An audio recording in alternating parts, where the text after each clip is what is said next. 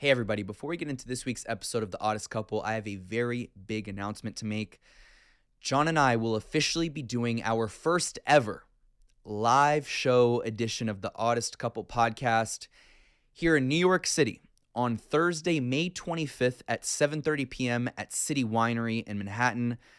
City Winery is an amazing venue for those who live in New York. You've probably been to many shows there. We are super stoked. When we first kind of teased this a couple of weeks ago, the responses were overwhelming. So, of course, we had to make it happen.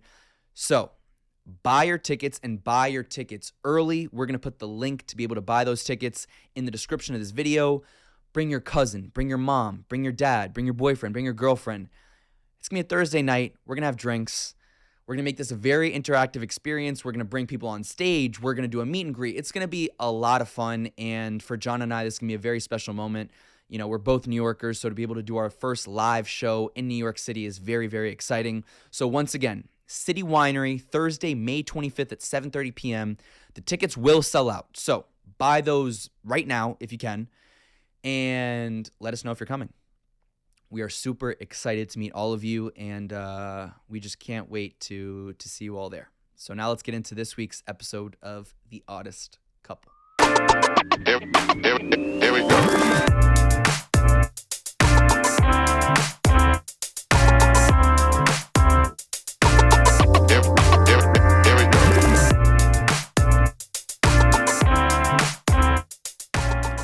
And we're live. Another episode of The Oddest Couple with The Oddest Couple in former mob hitman John Alite and myself, Felix Levine. If you're watching this right now, please subscribe. Hit that subscribe button. Turn on the notifications, the little bell.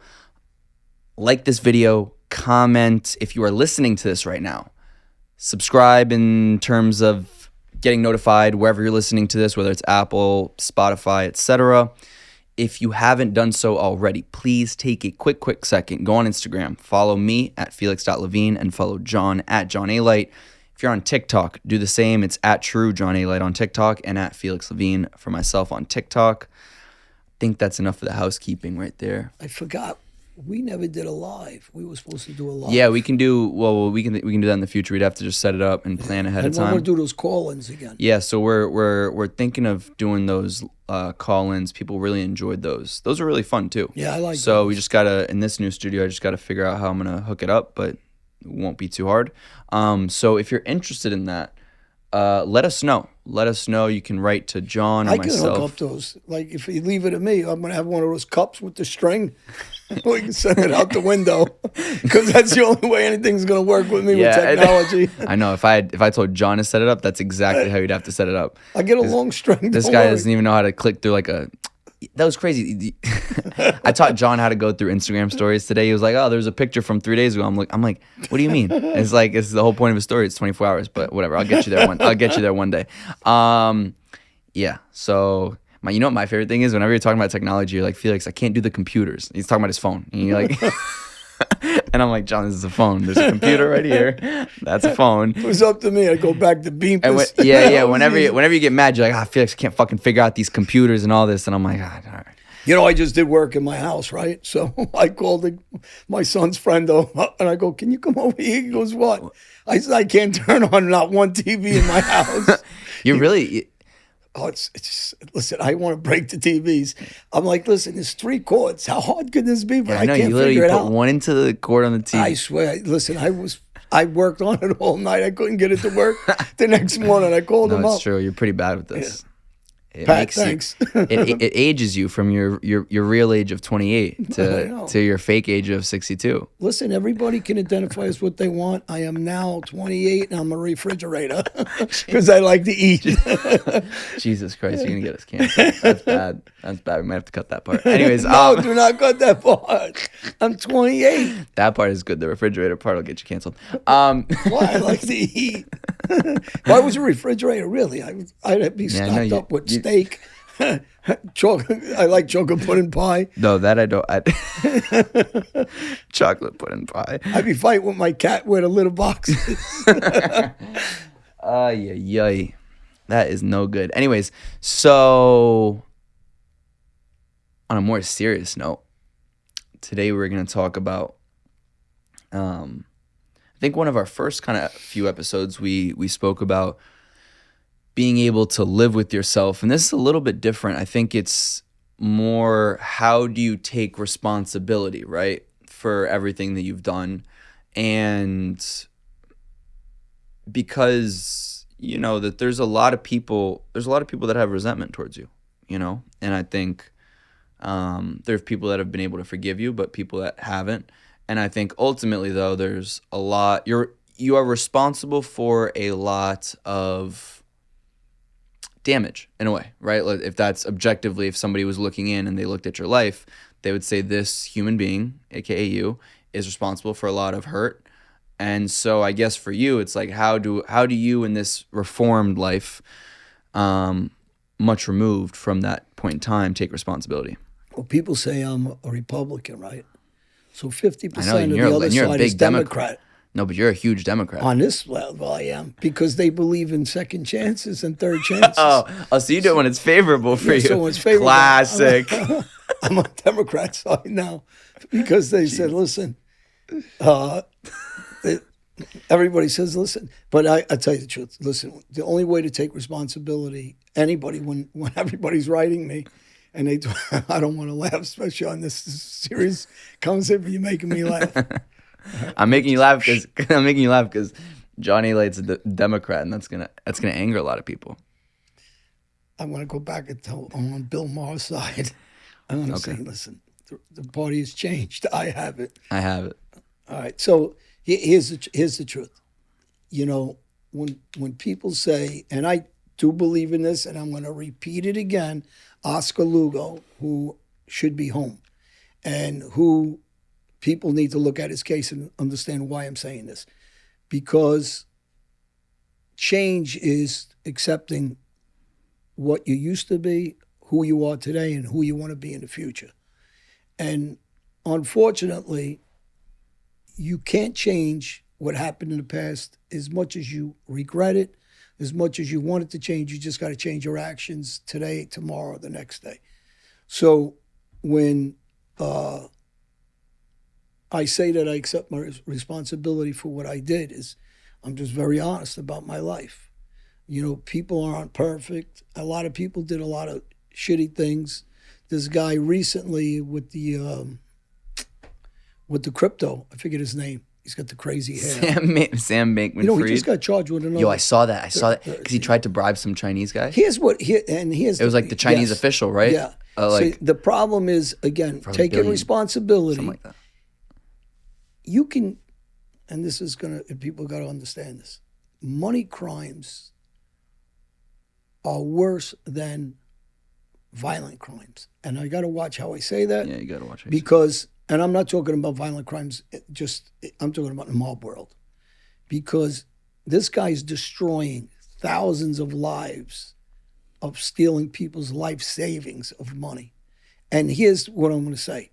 Now, if he regretted it and said, I'm really sorry, but instead he's doubling down and trying to bribe people. And it's incredible to me that, and he's out on bail. I know. It's crazy. And then he says he has no money.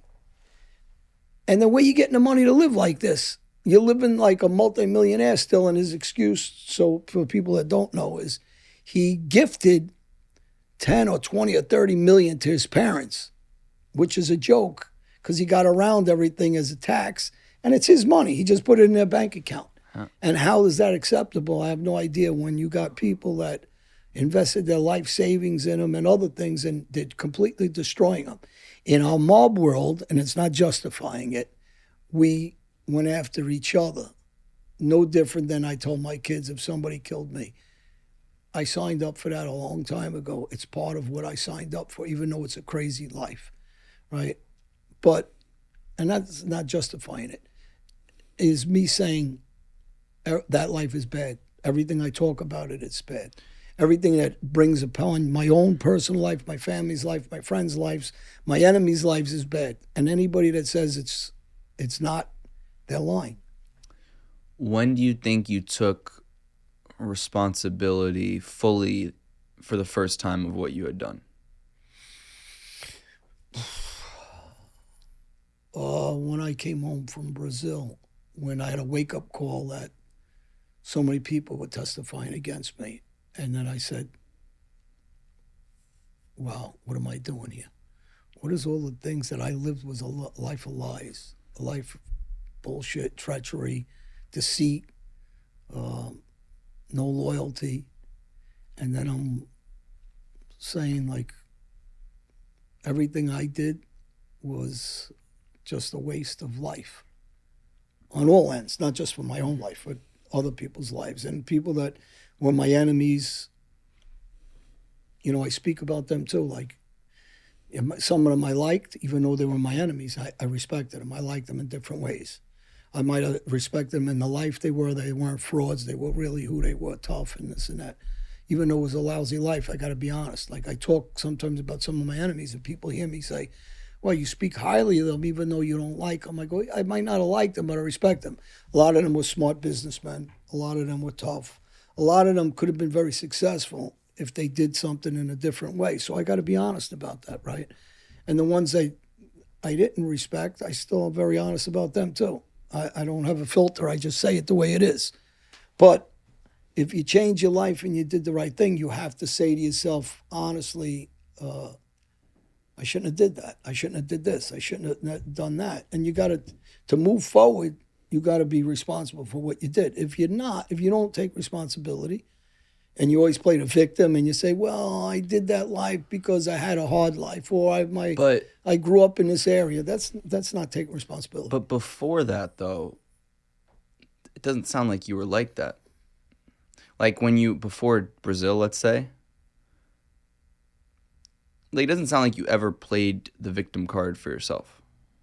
No, I never played the victim card. Like, even when you were active, right? You didn't say, oh my God, poor me. Like, I had to join the mafia because I grew up around violence. You never say it like that. No, I don't like it. I don't like when anybody plays a victim card. I say it every day, that every person in every situation, there's a lot of rich kids out there who don't have a good family life. So even though they have money, they don't have family, they don't have love, so, you know, they can play the victim card too, really. You know, money isn't everything in life. No, I know. So I just try to say, like, your situation, we all in different situations, deal with it. Don't, you know, Condoleezza Rice actually said that. She was on The View. And they went after her, after the subject of people who have money, who don't have money. And she said, listen, and she's an articulate woman, she's very intelligent. And she's right. She says, listen, you can be anything you want to be if you want to be. You know, it doesn't matter where you start, it's where you finish. And if you really want to go to school, and I could have continued with school, and I didn't. So, you know, it doesn't matter what my situation was. I chose to take a shortcut, and it screwed my life. Did part of you, when you could have gone to school, did you ever have doubts about if you could be successful if you didn't choose the mob life? No, I knew I could be successful. That's the funny thing, like, except in a trade. I'm terrible with anything with my hands. If I'd been an electrician, I'd be dead. I would have electrified myself. There'd never be running water in my house if I was a plumber. So some of that stuff, no. But I did things like I passed the Series 7 test, right? People said, oh, I studied the 10 years of testing because it's the same test, right? And they just change around the answers and questions. And I just memorized it. And it just took hard work to do it. And then I had a Series 7 and I passed it. But I had a record, so I kept getting fired because I had a criminal record prior to that. This was when? I passed that, 40 years ago. So when I took the Series, which is a very difficult test, and then I took I think it was a 63 or 68. Yeah, I think it's 63. And I passed that. And later on, when I was jammed up and this all came out, and the prosecutors, they were surprised that I actually did take these tests. And I'm like, I may look stupid, but I'm not stupid. But it only takes hard work. And listen, I was, since I'm a kid, I talked about this. In baseball, you have to sell boosters, always one. I mean, I worked a lot of jobs. I pumped gas. I had a newspaper route. So I was always at work, always made money. I always, in business, I was always successful. Parking business, I was successful. Glass businesses was successful. My nightclubs were successful. So I really don't have an excuse. So I don't make one. I don't say, oh, my dad this. And people read that book, Darkest Hour, that I put out, and they want, they feel bad for you, and you hit a grump. I said, I don't feel bad for me. I says, he taught me what he thought would be the best to keep me, alive, safe, and whatever. There's no excuse for my life.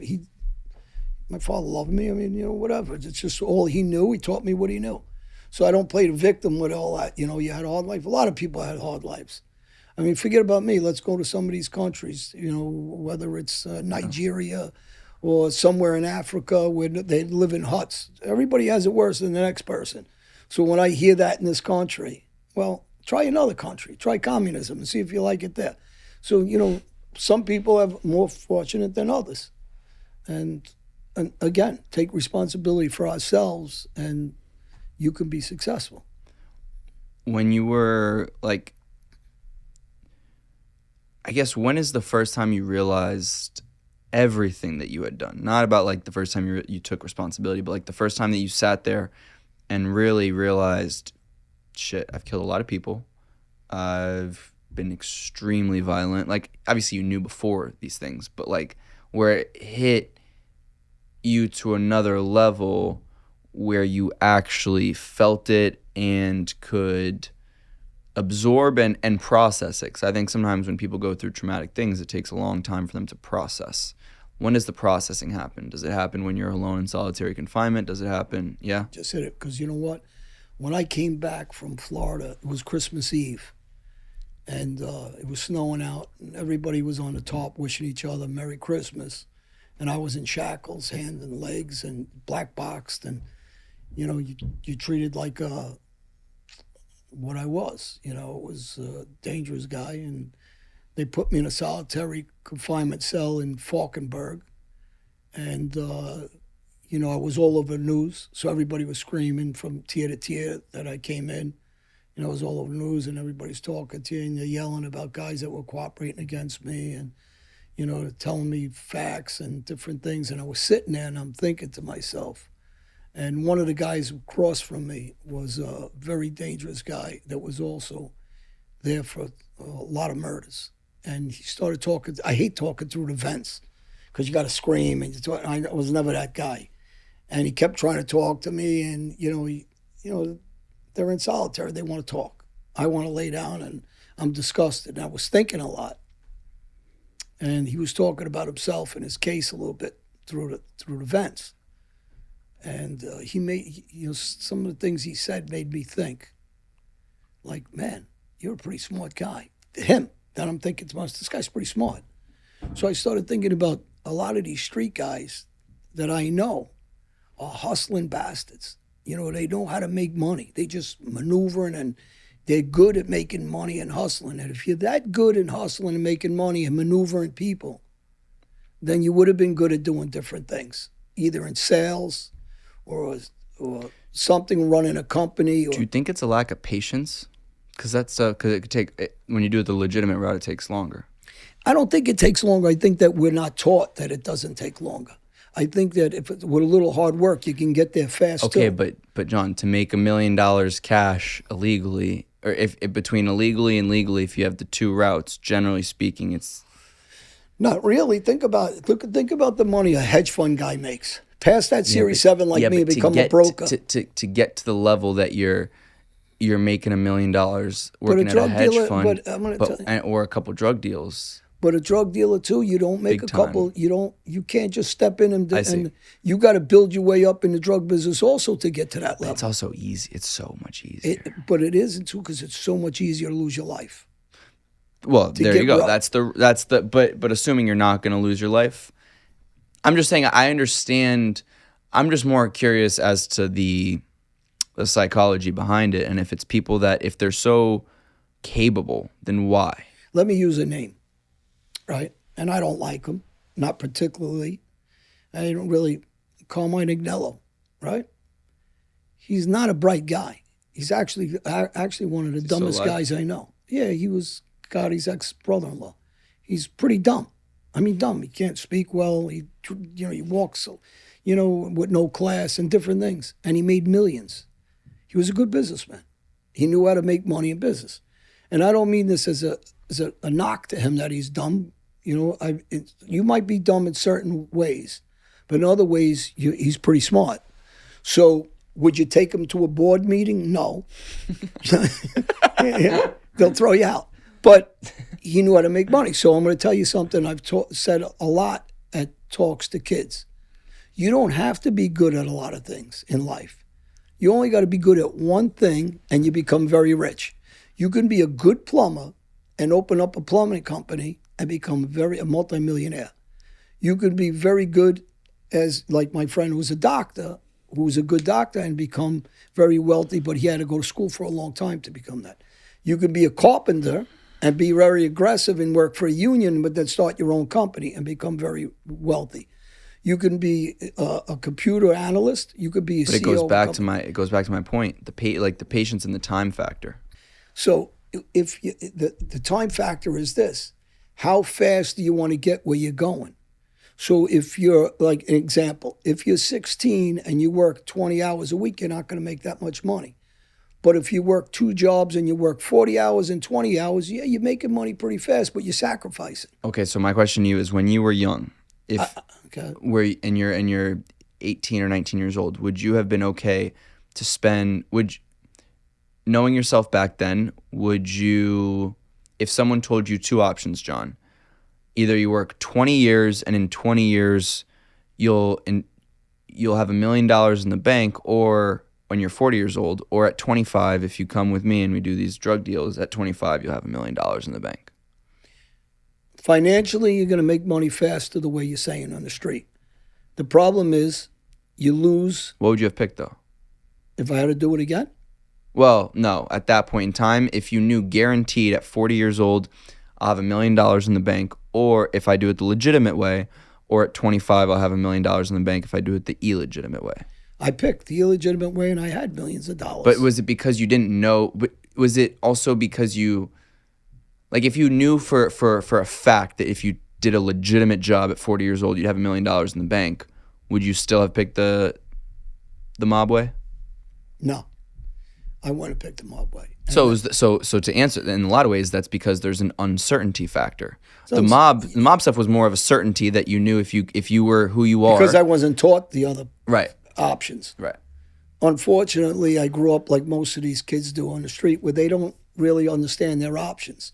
Like if you work for FedEx and you're getting a certain amount of money a week, but you're getting your annuities and you're getting your benefits and you're getting, and in 10 years and your stock options rise. If you start at 18, 19 years old, by your 30, you could have that million put away. Plus you have the security that a gangster never has. And you're not going to risk your life. And you're not going to go to jail.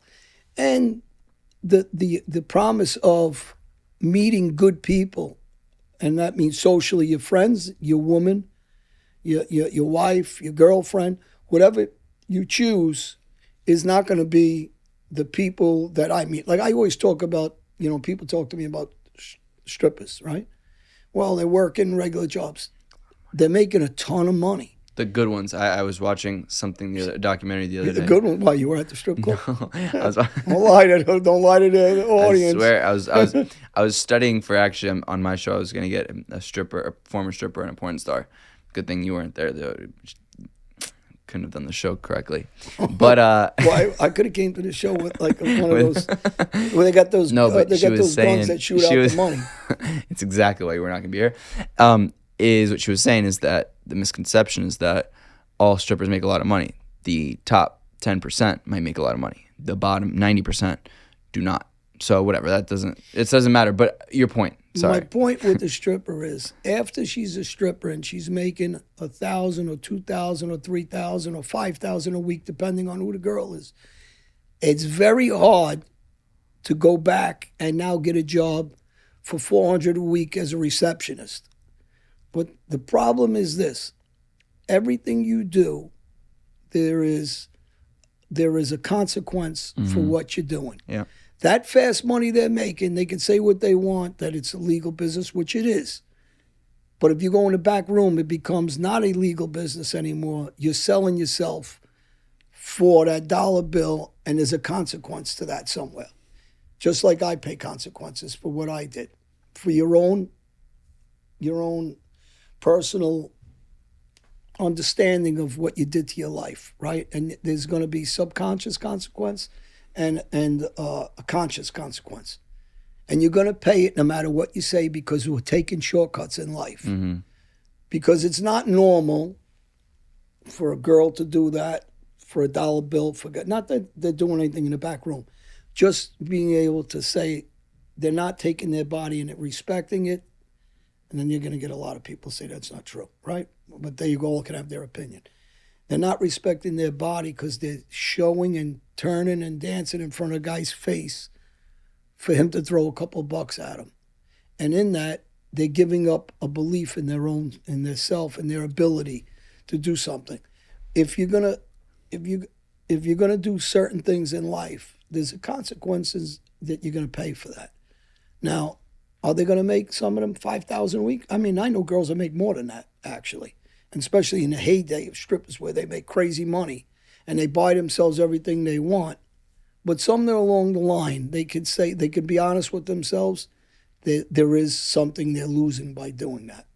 And in that business, you're exposing yourself to a lot of drugs. Even maybe they're not using it, but they're exposing themselves to the seedy part of the world.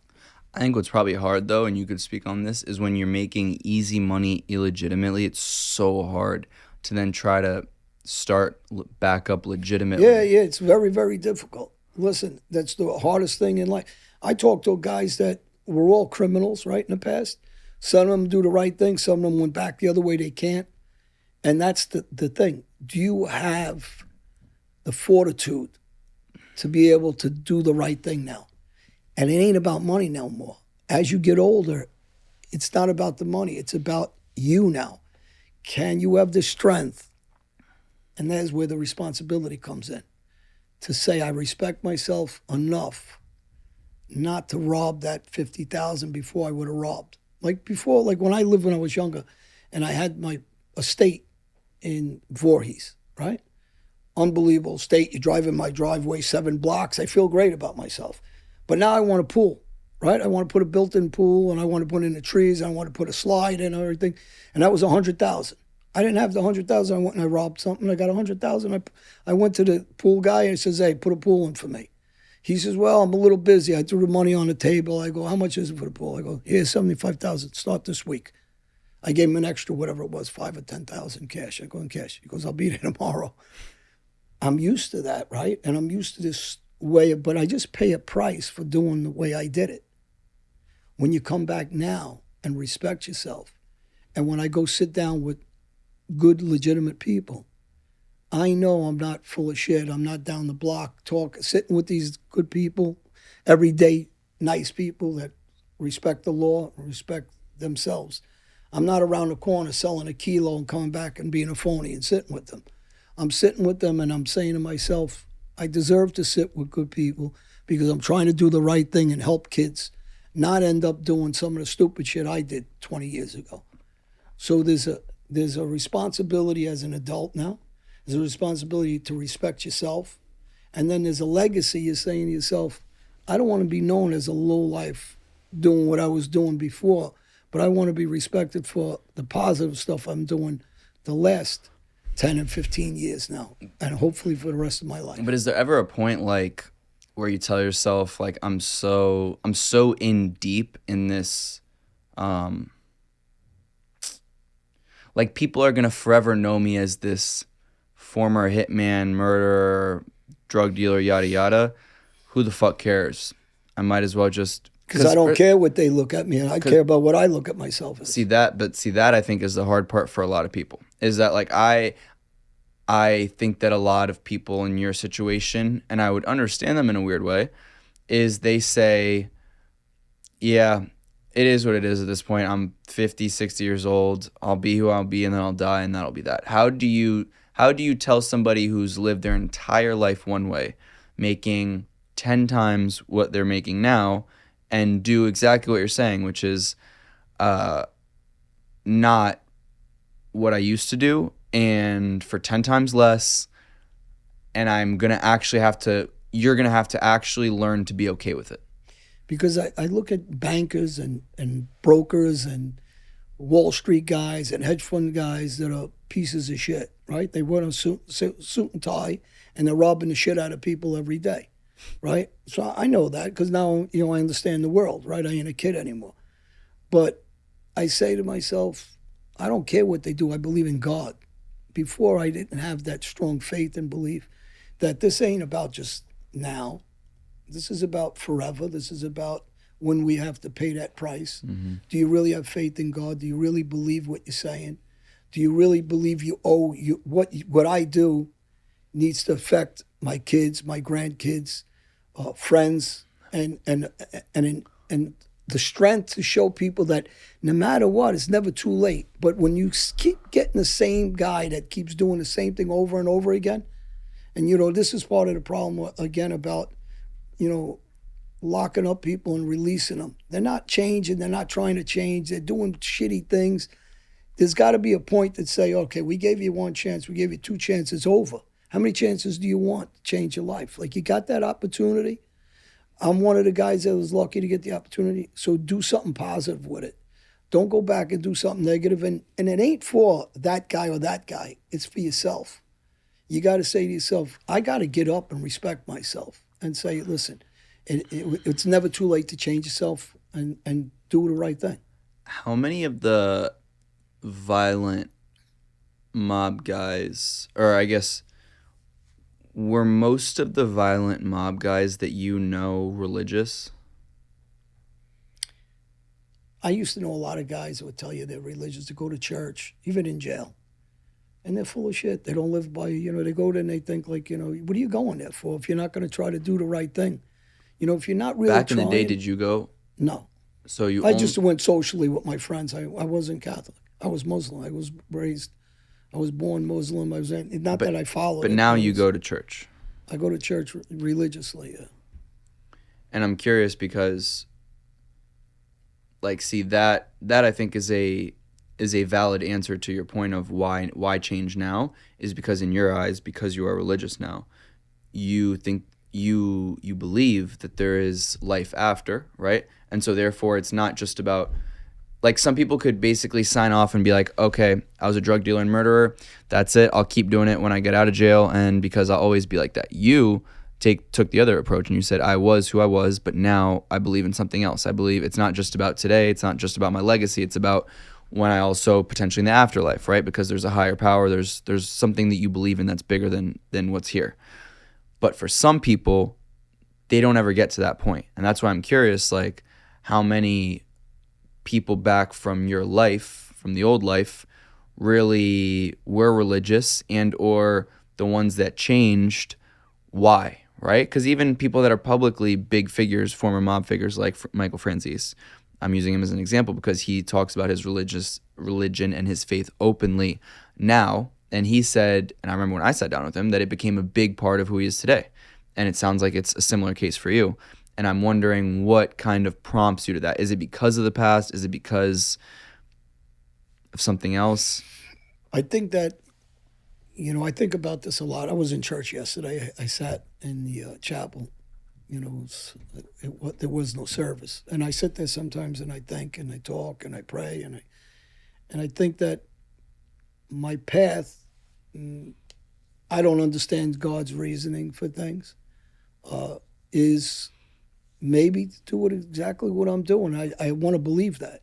I want to believe that I had to go through what I went through to be able to pass a message to who I'm passing it now, whether it's on TV shows, whether it's to kids, whether it's to schools, whether I had to suffer the years I suffered, because for me to realize what I know today, it would have took that. And I say this about, people when they ask me about, when somebody wrote it the other day, I think it was on Dennis's feed, on a fight about losing. You'll never know how to win if you never lost. So that's part of the same thing what I'm saying. You can never be a good winner without being a good loser. So when you lose, you can lose with dignity. When you do something wrong, you got to be able to accept it, to move past it. And the only way to move past it is to work at being a better person. So every day when someone is in a car and they want to threaten me and I don't know the person and whether you're wrong or right, maybe cut somebody off and they're aggressive, you got to hold yourself back and say, what am I, an idiot? I'm never going to see this guy in my life again. Why am I even arguing? Smile, say you're sorry, and keep going, even if it wasn't your fault. But if you're not able to forget your ego, right? Because that's a big part of it. Humility is a big thing. And if you can't get to humility, you're never going to get to change. So I learned to learn what humility is. I learned to not have an ego. And I learned also, every time somebody challenges you, I'm not in the ring as a fighter getting paid. So who cares what they say? This is not about, it's a bigger picture than just me. Did you think the humility started when you got out and you were driving people around and doing jobs that you would never imagine you would do, or did it start when you were in jail? It started when I talked to guys like Dave, right? Gentile, who I talked to, was a very good friend of mine, Dr. Genti, Tuskegee, and the people that I surrounded myself with, like Timmy Jones and Kevin Jones and Peter Grimm and some real good, positive people in the world. So after jail? It was mostly after jail, and they used to try to talk to me, these people before that. I didn't want to hear it. But now I learned that, just like anything else, who you socialize with is a big, it means a lot of how you carry yourself and how you behave and how you act and what you want for your future. Because if you stay with bums, you're going to become a bum. If you stay with successful people, it's going to give you drive to be successful. Mm-hmm. And when you change the way you speak, carry, dress, I think it'll help you change, where you're going to go with your life. And again, as you're getting older, I still believe the same thing. And I believe this with ball players. I get aggravated at some of the ball players, some of the things they do, because it ain't about them. You're lucky. You're filthy rich. You're on TV or TV personalities. You owe it to these kids to say something different, positive. Stop having these victim attitudes when you're very wealthy and you have it a lot better than everybody else, and you're still talking against, especially when I hear them talking against this country. I hate that. I don't care what side of the aisle you're on. You know what? Stop talking about you're fortunate to have a good life here. Just what I said. You could be living somewhere in where they're having earthquakes and different things. People are losing their lives and living in poverty everywhere. It doesn't matter where, anywhere in the world. And and you're not happy for what you have, and work harder for what you want further, but don't do it in the wrong way. Yeah, I mean, what I was just thinking like 2 seconds ago is I think it's so interesting that Haiti. I was thinking about Haiti, by the way, because they had earthquakes. Imagine living there and all the people that died, and then you got somebody here that's on TV making whatever they're making. And they're always complaining, and they're always bitching, and they're always trying to divide the country. It drives me crazy when they try to division. What I was going to say is I think what's so interesting is, and this, again, it's unfortunate that it's become political to say that I love the country I live in, right? But you love this country dearly. And it's so interesting because it's also this country that wanted to lock you up for so many years. But I'm not the victim. The country locked me up because I was doing the wrong thing. But I just think it's interesting. This is why I say I'm not against. Well, it's a good example of somebody who can objectively change you.